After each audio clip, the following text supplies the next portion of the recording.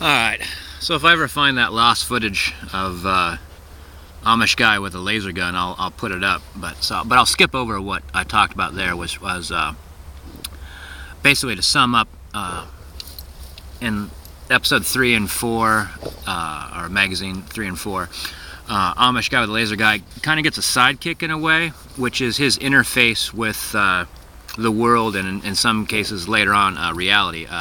A young girl dressed as a boy, kind of Robin. So Amish Guy with a laser gun begins burying the dead. That's what he does. He's got that one arm, got a shovel. He starts burying the dead. And at first that's all he does. And so the episodes aren't about fighting the invaders. The invaders have taken a step back because it's an unprecedented step. They're contemplating the destruction of one of their own, and so the Amish community has pretty strict protocols against violence and the use of technology, and one of their own appears to have just, as far as they're concerned, gone off the map, gone right off the reservation. And the rest of the human population, the non-Amish, the outsiders, don't know what to think, except for the fact that a guy with a laser gun on his arm can't be a good thing. Mostly everyone's just afraid that he's just going to attract attention from the mechanical invaders. And see, they're absolutely right. I mean, that's what's going to happen. This Amish guy with the laser gun is going to be a magnet for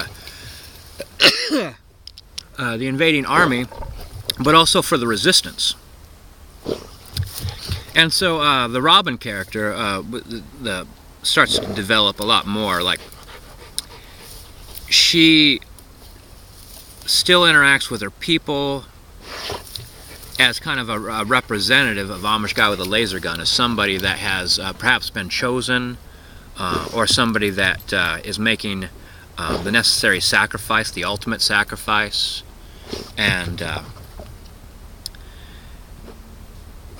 it doesn't really get through, but it's kind of like it plants a seed, though.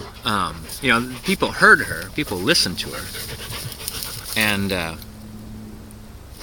but she ends up getting most of her help and support from the rest of the human population, which is just like the Amish 2 times over are now seen as the possible salvation of humankind, and that first of all they know how to they know the basics, the tried and true basics of survival under the most basic conditions, under the most hard conditions. There's nothing that nature can't dish out that the Amish can't handle. And now, there's an Amish guy with a laser gun. You know what I'm talking about?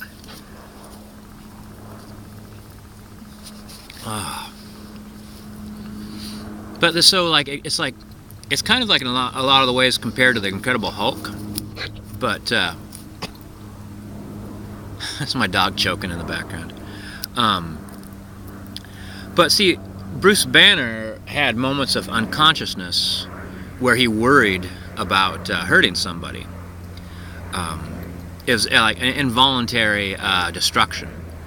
But with Amish Guy with the laser gun was hooked up to the very base of his brain, so it was responding by instinct, much faster and more effectively than the robots could behave.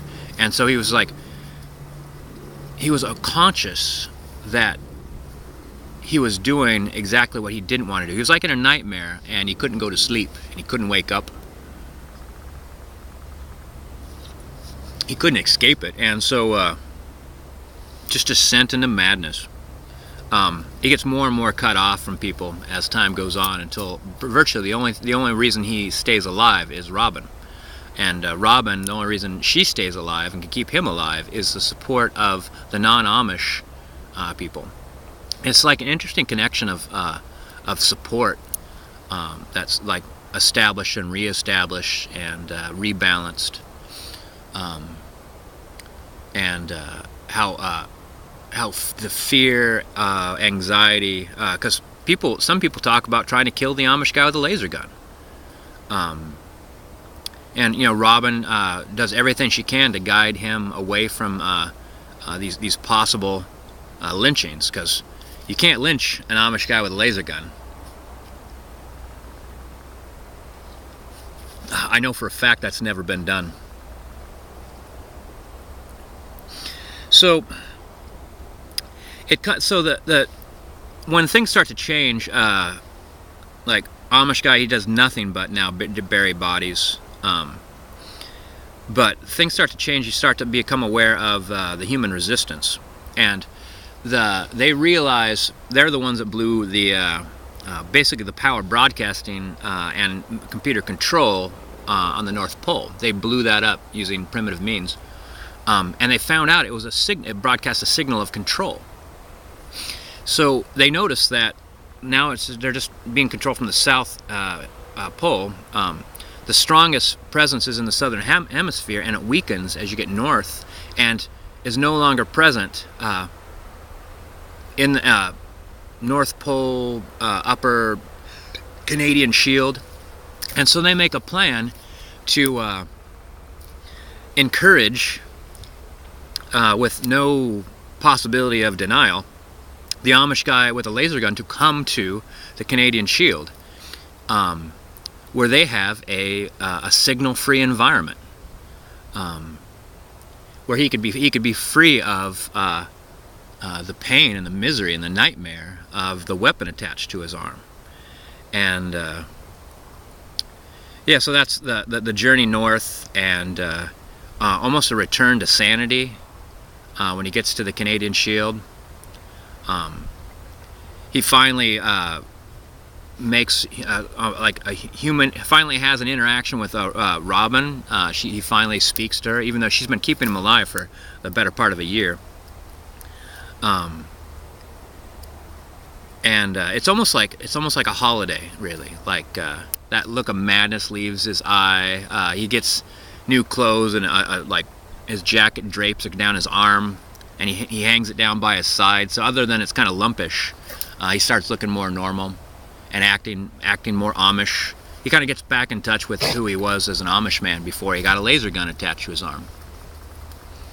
And that's the transition. That's where you get firmly established in how the world order has changed and what's happened to this person's psyche, and you're really just cheering for him to pull it together at this point in time.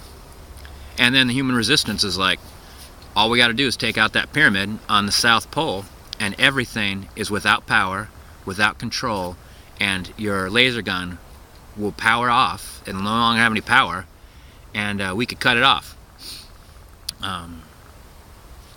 It's not pretty, but it's better than what you got. Oh man, it's the best comic of all time. Amish Guy with a laser gun.